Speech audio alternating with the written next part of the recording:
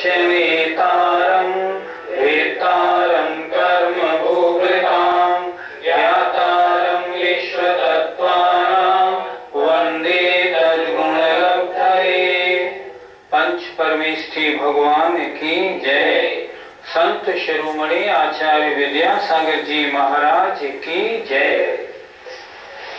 मोक्ष मार्ग में सम्यक दर्शन, सम्यक ज्ञान और सम्यक चारित्र की चर्चा की जानी थी। सम्यक ज्ञान की चर्चा पिछली पाठशाला में पूरी हो गई। पिछली पाठशाला में हमने पांचों ज्ञानों का विषय संबंध बताया था और एक जीव के एक साथ कम से कम एक ज्ञान, केवल ज्ञान और अधिक से अधिक चार ज्ञान मत शुद्ध अवधि मन पर्याय भी हो सकते हैं, ये बात तो हो गई थी। सम्यक ज्ञान का विषय प्रमाण की अपेक्षा पूरा हुआ। अब आचार्य एक बात और बताना चाह रहे हैं कि यदि मतिश्रुत अवधि ज्ञानी जीव हैं, उनका सम्यक नष्ट होके अगर मिथ्यात्व हो जाए तब उनके ज्ञान की क्या दशा होती है। आइए अगला सूत्र देखते हैं। मतिश्रुतावधयो विपर्ययश्च। बोलिए।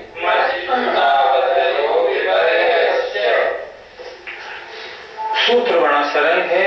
मति ज्ञान, श्रुति ज्ञान और अवधि ज्ञान ये विपर्य माने विपरीत भी होते हैं।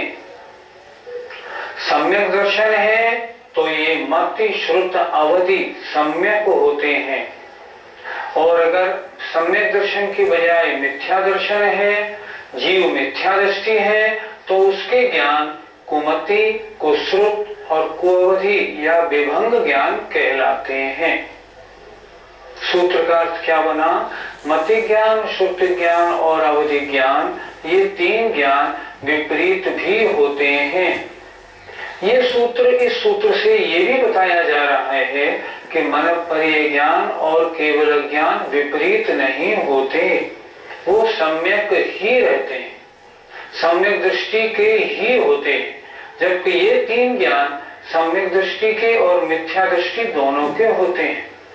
तो मिथ्या दृष्टि के अगर ये तीन ज्ञान हैं तो वे विपरीत या मिथ्या कहलाते हैं। सम्यक दृष्टि और मिथ्या दृष्टि का ज्ञान तो एक जैसा ही होता होगा, फिर सम्यक विशेषण और मिथ्या विशेषण क्यों? अगर अभिप्राय सही है तो ज्ञान सच्चा है, अभिप्राय गलत है तो ज्ञान झूठा है, विपरीत है। उदाहरण से समझें। एक सम्यक दृष्टि और एक मिथ्या दृष्टि दोनों अपने बच्चे को खिला रहे हैं गोदी में। हमने पूछा, भैया ये बच्चा किसका है? मेरा है। दूसरे से पूछा, ये किसका है? मेरा है।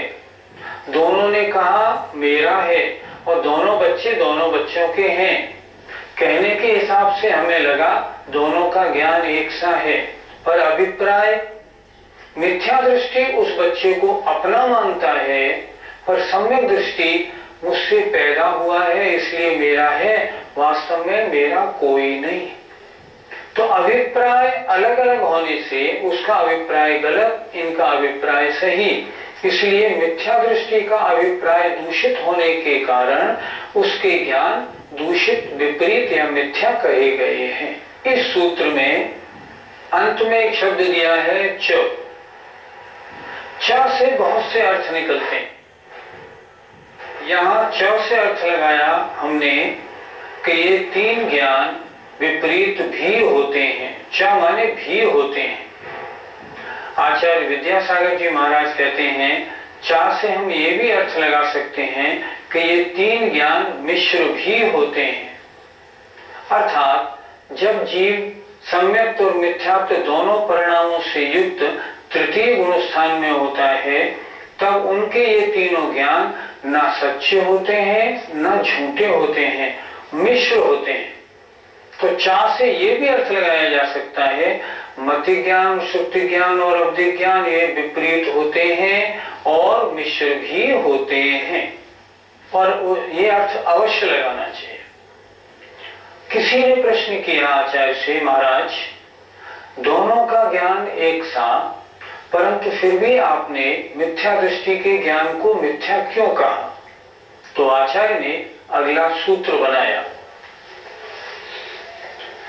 सद सतो रविशेषात्, बोलिए, सद सतो रविशेषात्, सद सतो रविशेषात्, सद सतो रविशेषात्, यदृच्छोपलब्धे, यदृच्छोपलब्धे, पुरुन्मत्तवत्, उन्मत्तवत्, सदसतो रविशेषात् यदृच्छोपलब्धे उन्मत्तवत्, सदसतो रविशेषात् यदृच्छोपलब्धे उन्मत्तवत्। और बोलिए, सदसतो रविशेषात् यदृच्छोपलब्धे उन्मत्तवत्। इस पहले अध्याय में एक सूत्र थोड़ा कड़ा है, परंतु जरा चिंता की कोई बात नहीं, सरलता से आसानी से समझ में आएगा।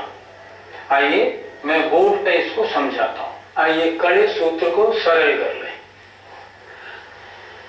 सत सतोहु, संधि विच्छेद किया, सत असतोहु, अविशेषात् अविशेषात्, यदृच्छोपलब्धे उन्मत्तवत्।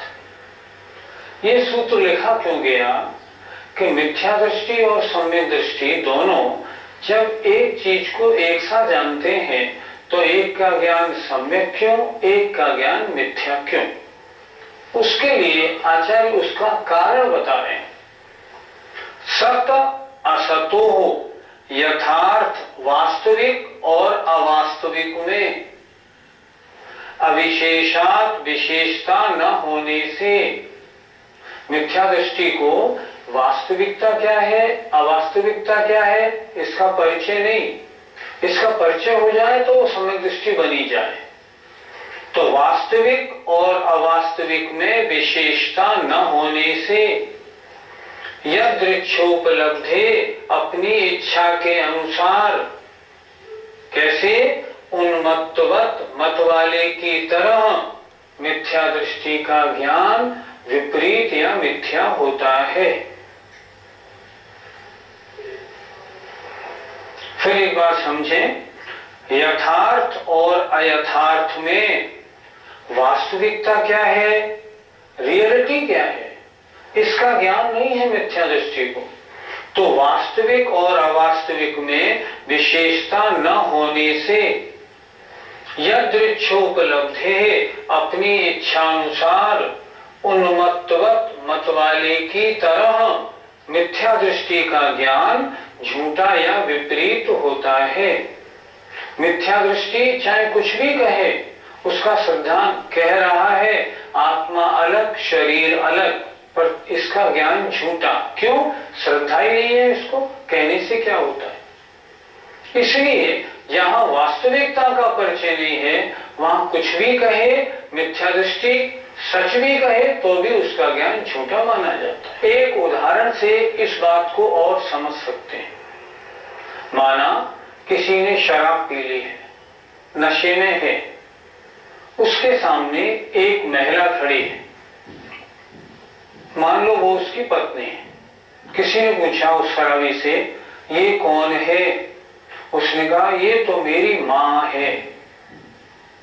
झूठ बोलते हो, सही बोलो, कौन है ये? नहीं नहीं नहीं, ये मेरी पत्नी है। नहीं नहीं, ठीक बोलो। नहीं नहीं, ये तो मेरी बहन है। अब मैं पूछता हूं, वो मतवाला है जिसे अपना होश नहीं, जिसे वास्तविकता अवास्तविकता का ज्ञान नहीं, अगर वो उस पत्नी को पत्नी भी कहे तो भी उसका ज्ञान झूठा है। क्यों? अभी वो माँ कहने लगेगा, अभी वो बहन कहने लगेगा, अभी वो पत्नी कहने लगेगा। क्यों कहता है वो? क्योंकि मतवाला है, उसे यथार्थ और अयथार्थ का वास्तविक ज्ञान नहीं। इसी तरह मिथ्या दृष्टि जीव कभी सच बोले तो भी सिद्धांत गलत होने से उसका ज्ञान झूठा, और जब गलत बोले तब तो झूठा है ही। वास्तविकता ये है, एक साथ कहते हुए, एक साथ दिखाई पड़ते हुए भी मिथ्या दृष्टि का अभिप्राय गलत होने से उसका ज्ञान मिथ्या या विपरीत है, और सम्यक दृष्टि का अभिप्राय सही होने से उसका ज्ञान सच्चा है।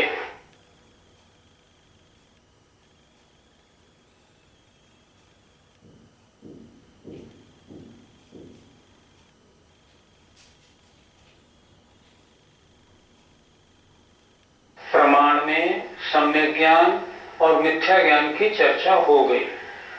पहले सूत्र आया था प्रमाण नयैरधिगमः, प्रमाण और नय से 7 तत्व 9 पदार्थों का रत्नत्रय का ज्ञान होता है।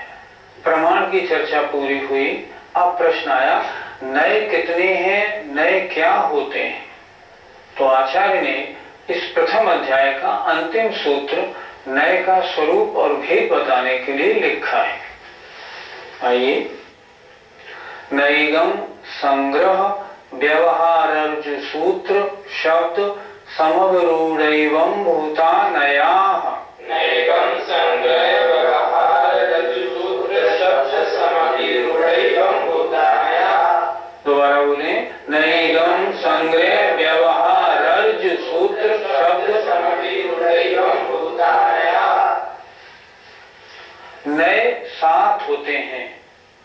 नए किसे कहते हैं? जो वस्तु के अंश को ग्रहण करे। नए का मतलब ये भी होता है वक्ता के अभिप्राय को नए कहते हैं। यहाँ नए के 7 भेद किए गए इस सूत्र में। सरल है बिल्कुल, सूत्र को ध्यान दे जरा। सामने बोर्ड पे भी लिखा है, वो भी देखते चलें। नैगम संग्रह व्यवहार ऋज सूत्र शब्द समविरूढ़ और एवं भूत नयाः, ये 7 नए हैं। फिर देखें एक बात, नैगम संग्रह व्यवहार ऋज सूत्र, संधि विच्छेद कर लें, व्यवहार ऋज सूत्र शब्द समविरूढ़ और एवं भूत, ये 7 नए हैं। ये 7 नए वस्तु के अंश की जानकारी कराते हैं। आइए अब इसमें एक एक का स्वरूप देखते हैं। पहला है नैगम नय, अर्थात जो संकल्प मात्र को ग्रहण करे। ऐसी भी वस्तु का वर्णन या कथन पाया जाता है। जो संकल्प मात्र को ग्रहण करे उसे नैगम नय कहते हैं। आप बॉम्बे जाने के लिए अपनी अटैची लगा रहे हैं। किसी ने आपसे पूछा, भैया क्या कर रहे हो? बंबई जा रहा हूं। तो क्या आप बंबई जा रहे हैं? नहीं जा रहा, बंबई जाने की तैयारी कर रहा हूं। लेकिन कहते हम क्या है? मैं बंबई जा रहा हूं। तो ये कथन नैगम नय का कथन है। नैगम नय की परिभाषा, जो संकल्प मात्र को ग्रहण करने वाला हो। आपका संकल्प क्या है? बॉम्बे जाने का। तो उसकी अपेक्षा आपने जो कथन किया वो नैगम नय का कथन माना जाएगा। दूसरा संग्रह नय, जो एक जाति की बहुत वस्तुओं को एक साथ कहे।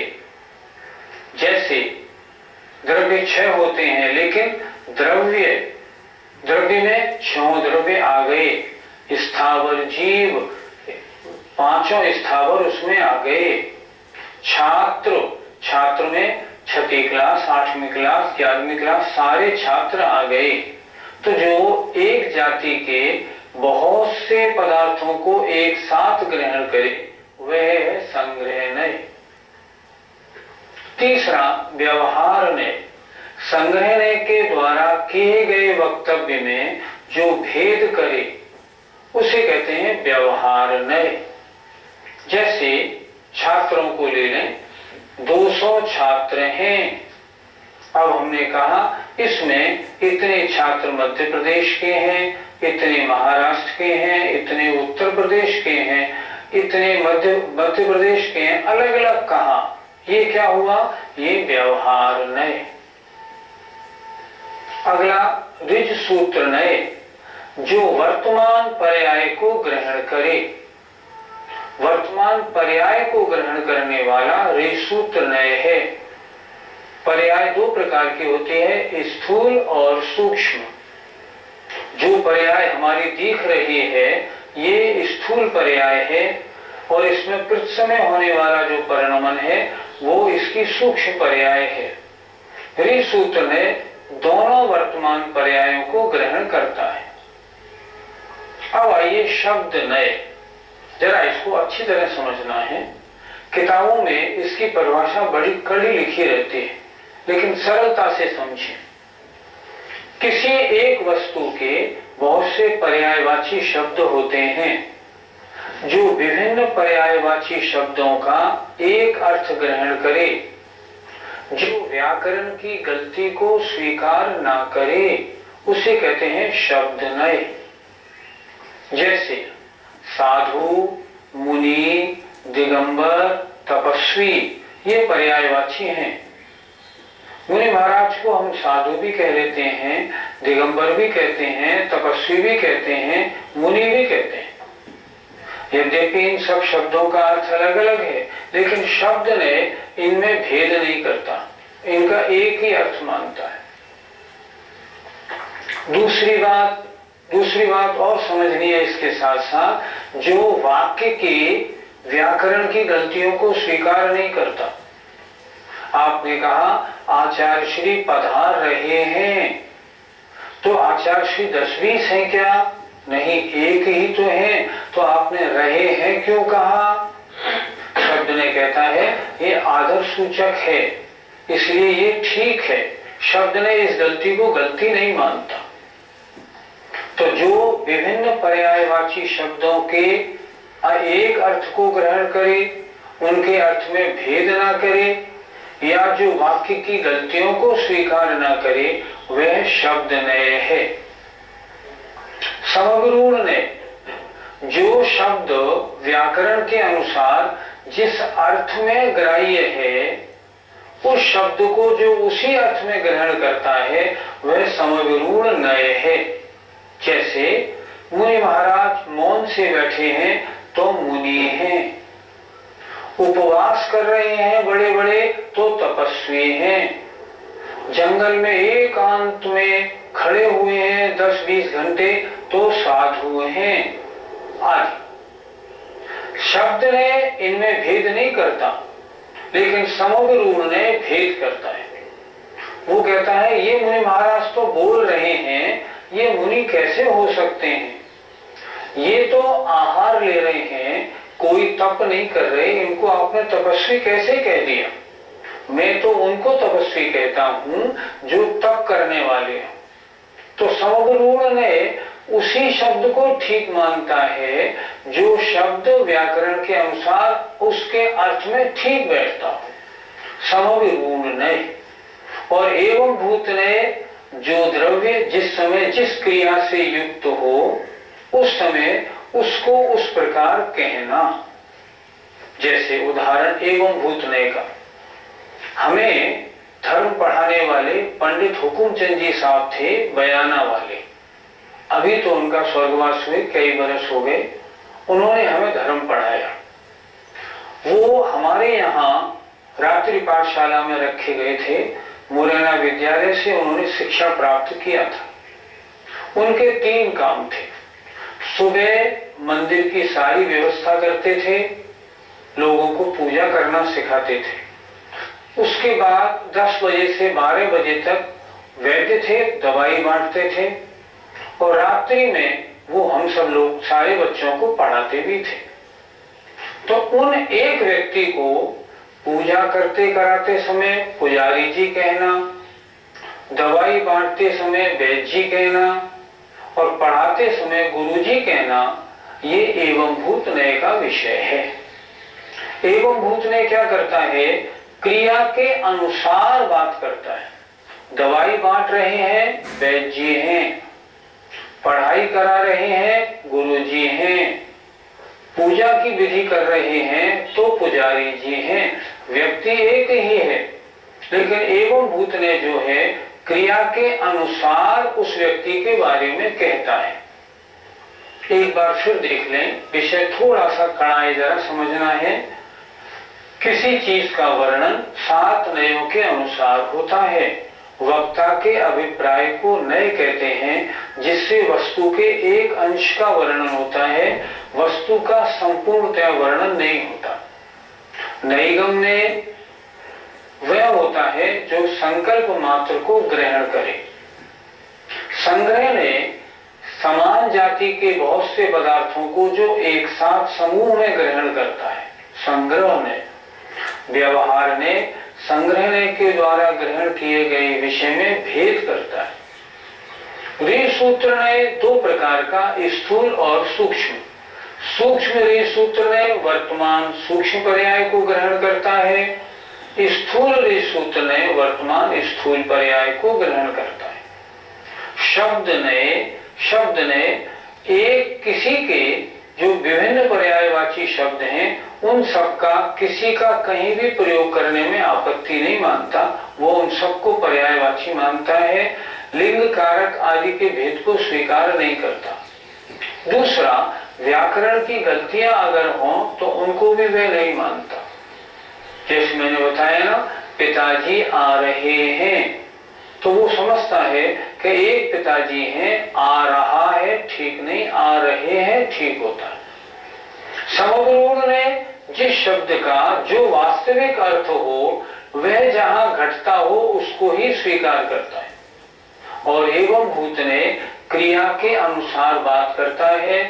पूजा से करते कराते समय पुजारी जी, दवा देते समय वैद्य जी, पढ़ाते समय गुरु जी। इस प्रकार इन 7 नयों के द्वारा वस्तु का, तत्व का, पदार्थों का निरूपण किया जाता है। ये तो 7 तत्व हुए।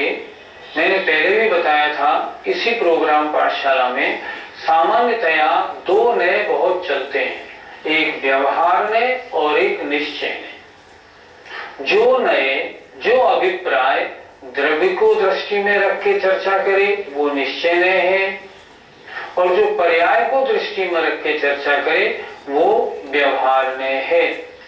मैं जीव हूं निश्चय से, मैं मनुष्य हूं व्यवहार में से। जितना आप द्रव्यानुयोग पढ़ेंगे उसमें 2 नए काम में आते हैं, निश्चय ने और व्यवहार ने। इसको अच्छी तरह समझना चाहिए। जहां द्रव्य की चर्चा हो, जहां अभेद की चर्चा हो, जहां बिना किसी अपेक्षा के वस्तु का कथन हो वह निश्चय ने, जहां पर्याय का कथन हो, भेद का कथन हो, अन्य की अपेक्षा से वर्णन हो, उसे कहते हैं व्यवहार नय। इस प्रकार हमें इन नयों को समझना चाहिए। गुरुजी, आपने बोला था कि ज्ञान के पहले दर्शन होता है, तो 5 ज्ञान के पहले कौन सा दर्शन होता है, ये तो ध्यान में सुनाया नहीं, तो कृपया करके इसे बताएं। पहला अध्याय पूरा हो गया। अब आपका ये प्रश्न पहले अध्याय से संबंधित है, ठीक है। और भी जो प्रश्न हो उन्हें आप लोग करें, जो अभी तक जिनका निरूपण नहीं हुआ। पहला अध्याय तो पूरा हो गया, अब इन प्रश्नों का उत्तर देखते हैं। देखो, मति ज्ञान और श्रुति ज्ञान ये दोनों इंद्रिय और मन से होते हैं, तो इनसे पहले कौन सा दर्शन होगा? चक्षु दर्शन और अचक्षु दर्शन। अवधि ज्ञान से पहले अवधि दर्शन, मनपर्य ज्ञान से पहले, क्योंकि मनपर्य ज्ञान से पहले यह मति ज्ञान होता है और दूसरे को मन को जानता है, इसलिए अचक्षु दर्शन। केवल ज्ञान से पहले कोई दर्शन नहीं होता, केवल ज्ञान के साथ केवल दर्शन होता है। हमारे पहले दर्शन और बाद में ज्ञान क्यों होता है? क्योंकि हमारी शक्ति अधूरी है। केवली अनंत वीर के धारी हैं, उनके दर्शन और ज्ञान एक साथ होता है, इसलिए केवल ज्ञान के साथ आचार्यों ने केवल दर्शन कहा है, आगे पीछे नहीं। और भी कोई प्रश्न आपको पूछना हो तो इस समय पूछ सकते हैं। और मैं अपने श्रोताओं से भी कहना चाहूंगा, आज पहला अध्याय पूरा हो गया, आप लोग सबने बड़े मनोयोग से सुना और समझा होगा। अब इसमें कोई विषय अगर आपका भी अटक रहा हो, समझ में नहीं आया हो, तो मेरा फोन नंबर दिया हुआ है यहाँ एपिसोड में नीचे। मेरे फोन पर कभी भी दोपहर 1 बजे से 3 बजे तक आप फोन करें और उस विषय को स्पष्ट कर लें। तो बताएं, और कोई प्रश्न हो तो आप लोग पूछ सकते हैं। मोक्ष के ऊपर आचार्य भगवंत ने इतने बड़े ग्रंथ की लिखने की आवश्यकता क्यों समझी? विश्व में जितने भी धर्म आज चल रहे हैं, पाए जाते हैं, सब में मोक्ष का वर्णन तो है ही। सबका अंतिम लक्ष्य मोक्ष प्राप्ति है, लेकिन सबने अपनी अपनी इच्छा अनुसार मोक्ष और मोक्ष प्राप्ति के तरीकों का वर्णन किया है। कोई तो कहते हैं शरीर नष्ट हुआ और आत्मा को मोक्ष हो गया, कोई कहते हैं भगवान की भक्ति करने से भगवान मोक्ष प्रदान करते हैं, लेकिन ये मोक्ष का स्वरूप नहीं। मोक्ष की बात तो सब करते हैं, लेकिन मोक्ष पाने का सही मार्ग क्या है ये किसी को नहीं मालूम। इसीलिए उन्होंने कहा था यदृच्छोपलब्धि, जो जिसके मन में आया उन्होंने वो बात कह दी। अपना धर्म सर्वज्ञ के द्वारा कहा गया है, उन्होंने मोक्ष मार्ग पर चलकर मोक्ष प्राप्त किया। केवली थे, वीतराग थे, सर्वज्ञ थे, हितोपदेशी थे, इसलिए उन्होंने सही सही दिग्दर्शन किया। मोक्ष यह है और मोक्ष का मार्ग यह है। इसीलिए तो 7 तत्वों के जानने पर सम्यक दर्शन होता है। क्या छोड़ने योग्य है, क्या ग्रहण करने योग्य है, क्या प्राप्त करने योग्य है। मोक्ष के बारे में ही जितनी समस्याएं या जितने विवाद हैं, सब मोक्ष के बारे में ही हैं। कोई मोक्ष प्राप्ति कैसे कैसे कैसे बताते हैं। आचार्य ने कहा हमारा मुख्य लक्ष्य क्या है, हम सब चाहते हैं सांसारिक दुखों से छूटे और मोक्ष प्राप्त करें। तो मोक्ष प्राप्ति का मार्ग जितना देखने में आते हैं सब डिस्प्यूटेड हैं। एक मोक्ष मार्ग कौन सा, जो सर्वज्ञ देव ने बताया, जिसे जिनवाणी के रूप में हम जानते हैं, इसमें जो लिखा है मोक्ष का स्वरूप और मोक्ष प्राप्ति का उपाय, ये सच्चा उपाय है। इन आचार्य भगवंतों ने हम पर बड़ी करुणा की है, करुणा, और करुणा करके और इन शास्त्रों को लिखा है। इसीलिए तो कहते हैं अगर भगवान की जिनवाणी नहीं होती तो किस भांति पदार्थ पाती, कहाँ रहते लहते अविचारी, या विधि संत कहें धनी है जिन बैन बड़े उपकारी। ये भगवान की बाणी धन्य है, और हम कहते हैं बड़े पुण्य के योग से हमें ये प्राप्त भी हुई है। इस तरह हमको ये मोक्ष का मार्ग बताने के लिए आचार्य भगवंतों ने महान करुणा करके ग्रंथ को लिखा है। थोड़ा और बात कर लें। बड़े मन से हम सब लोग तत्वार सूत्र को सुन रहे हैं, आप सुन रहे हैं, मैं आपको बता रहा हूं। मैंने गुरुओं के मुख से जो सुना मैंने आपको बताया। एक बात फिर कहना चाहूंगा, मोक्ष शास्त्र अगर आपको वास्तव में अध्ययन करना है तो तरीका क्या है, पहले पाठशाला में सुने, उसके बाद पुस्तक लेके घोंट के उन 2, 4, 5 सूत्रों को तैयार कर लें।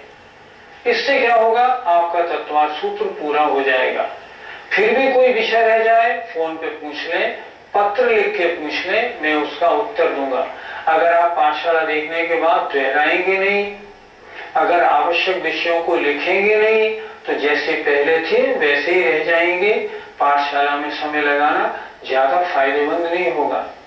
मेरा फिर निवेदन है आपसे, अब अगली पाठशाला में दूसरा अध्याय प्रारंभ होगा। तैयारी पूरी रखें, पुस्तक सामने रखें, कॉपी पेंसिल लेके बैठें। अगर आपने तत्वार सूत्र समझ लिया ना, तो जैन धर्म का सारा सार समझ में आ जाएगा। क्या छोड़ना है, क्या ग्रहण करना है, कैसे आगे बढ़ना है, सब कुछ तत्वार सूत्र में है। ये तत्वार सूत्र एक महान ग्रंथ राज है, इसलिए इसका बड़े मन से अध्ययन करें।